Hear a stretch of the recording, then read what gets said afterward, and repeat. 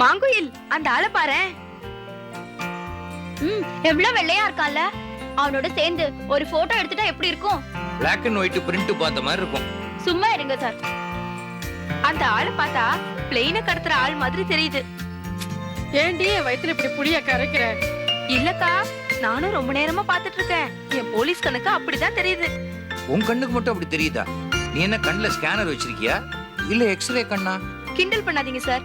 ஒருவேளை அந்த ஆளு இந்த பிளெயினை பாலைவனத்துக்கு கடத்திட்டு போய் அங்க 10-15 நாள் பட்னி போட்டுட்டு ஒவ்வொருத்தரையும் அங்க கதற கதற.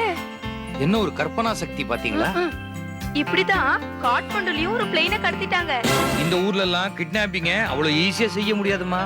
கொஞ்சம் கஷ்டப்படணும். ஒருவேளை உயரமான கட்டடத்துல இந்த பிளெயின் மோதிட்டா? இந்த மாதிரிதான் நம்ம ஊர்லயும் ஒரு சம்பவம் நடந்தப்போ. என்ன சம்பவம்? அதான் பீகார்ல ஒரு வீட்டு மாடியில பிளெயின் விழுந்துருச்சே. ஏமா நீ நல்ல விஷயமாவே நினைக்க மாட்டியா?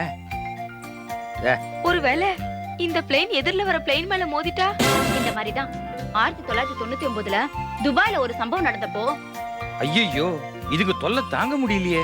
இதுக்கே இப்படி சொல்றியே? மெட்ராஸ்ல இருந்து இதுங்களோட வரேனே, என் நிலைமைய கொஞ்சம் யோசனை பண்ணி பாரு. இருங்க.